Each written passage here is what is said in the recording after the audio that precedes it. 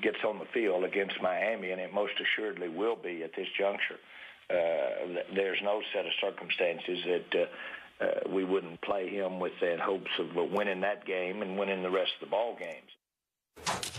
So Jerry Jones is planning on playing Tony Romo even if the Cowboys' playoff chances are remote. Romo is eligible to return in 2 weeks against the Dolphins. Stephen A., do you agree with this thought process? Sure, why not? You're paying him. Why pay him for doing nothing? I'm proud of Jerry Jones. For once, he's not protecting and coddling and pacifying Tony Romo. I'm very touched by this, Skip Bayless. I think this is a beautiful, beautiful thing. What Jerry Jones is doing is throwing him out there to the wolves and saying, go out there and earn your money like everybody else. We don't want you to get hurt. Obviously not, because we're winless without you. We've lost 6 straight. We haven't won a game since, let me look. I'm sorry, Skip. Hold on for a second. Let me look at the exact date.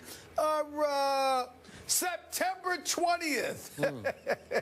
Almost 2 months since you won a football game. Let me tell you something, man. I mean, I know that's got to hurt, you know, and hopefully, I will confess this to you, Skip Bayless. I don't want Tony Romo to get hurt again. But also, I am actually rooting for y'all to win. Because, Skip Bayless, I am a family man. I love my loved ones. And, you know, Thanksgiving's coming up. And I don't want you guys to go into Thanksgiving having not won a game since September. I just think that's cruel. I think it's cruel and unusual punishment. I don't want to be that guy. Because, Skip Bayless, contrary to what you try to bloviate out there about me, the Cowboys Nation, I am here to tell you, I care. I have a heart, okay? And I don't want you all to go into Thanksgiving winless in 2 months. Hold on. I'm getting a little bit emotional right now. Hold it. Okay. Okay, I really mean what I say. I wish nothing but the best for y'all. So if it takes Tony Romo not 100% throwing him out there to the wolves in order for you guys to finally win a football game, just one football game without Tony Romo, if that's what it takes, rushing him back, getting him ready to go, collarbone and all, who cares? You're a Dallas Cowboy. If that's what it takes, Skip, I understand. Thanksgiving is rapidly approaching. Whatever it takes. Whatever it takes. Are you finished? Yeah. Yeah, you're finished. I could debate one statement you made about you have a heart. That's a debatable statement, but I'm going to leave that be for right now. Oh, please. Well, you asked for that one, and you got it. Please. No, I didn't. Yeah, you did. I didn't. I'm actually a very nice guy. Yeah. But, no, you're right. Nobody needs to know that. Don't tell nobody. You're right. Don't tell nobody. Let's keep that to ourselves. Back to Molly's question. Should Tony Romo play under any circumstance? Let's do the worst-case scenario. Let's do my Cowboys lose at Jameis Winston this Sunday, where your Giants barely survived the other day. Let's say Dallas loses. They could easily lose this game. In fact, I think I saw the other day Tampa Bay's 1.5-point favorite at home. It'll be dicey. No Sean Lee, out with concussion protocol. I don't know what's going to happen, but let's say they lose it. They would fall to 2-7, and Tony Romo would return to a game at Miami. Now, Stephen A., if we were talking about the AFC East here that New England is clearly running away with, I would say, no, Tony, no. Do not play anymore. He had no surgery to repair a collarbone that he's broken now twice, same place. But they thought it wasn't a big enough break for surgery, so they said, let's just let it heal on its own. Is it healed? They won't know until he gets out there and takes a couple of shots, gets pinned down on the ground a couple of times.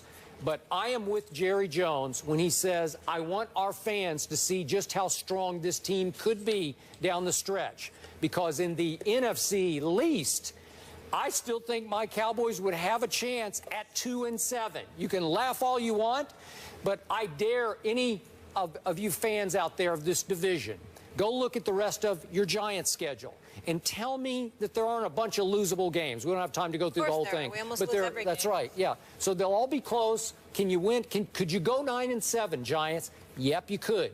I look at the Eagles' schedule. It's very easy for a time here because they got Miami at home, Tampa at home, at Detroit. They should get to 7-4. But then I look at the rest of the schedule when it starts at New England, and I'm thinking I don't know. Could Philly crumble down the stretch and go 9-7? Could my Dallas Cowboys, with Tony Romo back, win out? Could they win at Miami? And these are tough games now. They got Cam Newton on Thanksgiving at home. They have to go to Washington. They have to go to Aaron Rodgers. Revenge for last year? I don't know. Tough. Jets at home, at Buffalo, in the snow probably in December, and then close with Washington at home. These are all tough games. But could Tony Romo get hot with Des Bryant getting healthy and they win those games and get to 9-7? It's possible in this year's NFC East. So I am with Jerry Jones. Take the plunge. Risk Tony Romo re-injuring his broken collarbone, because I think this is the year when miracles could happen. But Skip Bayless, I'm looking at the Dallas Cowboys schedule, and there are about 6 games that are not in the NFC East. I know that the NFC East is the NFC least. I do understand that, but some of these games, they're not the NFC. I mean, you got Washington. I just read them on this schedule twice. Yeah, exactly. So I'm like, you got the other teams to deal with. I mean, you're going to lose at Green Bay. You don't understand that. I don't know about that. You sure about I don't know. With Tony Romo against what's left of Aaron Rodgers, or as I call him, Mr. Rogers. He's now Mr. Rogers' neighborhood up at Lambeau, right? He looks more like Mr. Rogers than Aaron Rodgers. You know what? That's what I'm saying. Hasn't been beautiful lately. I'm gonna do and I'm not gonna even imitate you, but I'm gonna sit there and mirror your thoughts. I thank you for saying that about Aaron Rodgers. You're gonna pay for that. You're going to pay for that, Skip Bayless. You're in a world of trouble because this is not the man to mess with. He's very upset. People have been messing with him week after week. I don't have to mess with him. The opponents do. Late game situation against Carolina last week. You're in trouble. You're going to pay for that, Skip Bayless. You mark my words. You're going to pay for talking about Aaron Rodgers like that with such disrespect. You wait and see. You're going to be in a world of trouble. I'm trying to tell you, you're going to pay for that comment, Skip. Aaron Rodgers is going to tear it up from here on out. I'm trying to tell y'all right now. The last 2 weeks was an aberration. Go ahead. We talking about the same Aaron Rodgers who threw for a total of 77 yards at Denver? Oh, it was 77? Bad. It was bad. I mean, Romo rolls out of bed with 77 yards passing. He gets it in the pregame. 77 yards? Really? Let me tell you something, Skip. Are you kidding me? Skip, you're going to pay for that statement. Aaron Rodgers got an attitude.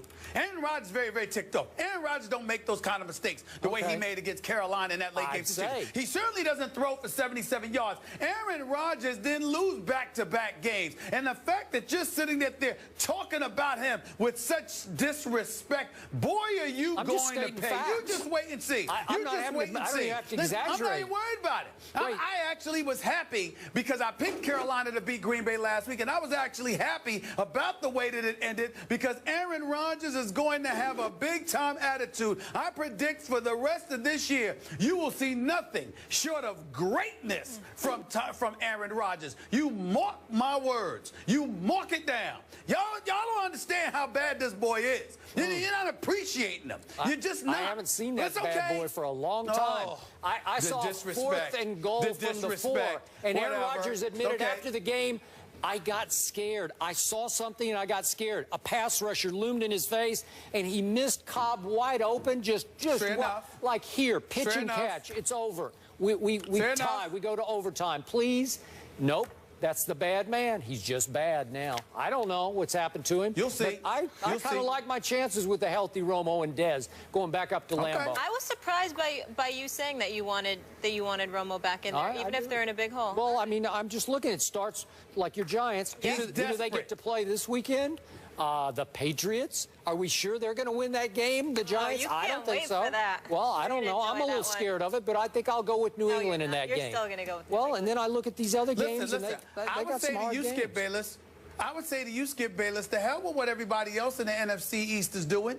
You need to be concerned about whether or not your boys can win a game. I mean, demoralization is kicked in. They might need therapy before they win another game. I mean, you don't know that. They don't need therapy. They need Romo. Romo. That's all I need. Romo love. All right, let's leave it there. Speaking of Dallas, Mark Cuban says he saved all of DeAndre Jordan's text messages from the summer. Wow. The Clippers are in Dallas tonight. Things might get a little awkward. We'll discuss.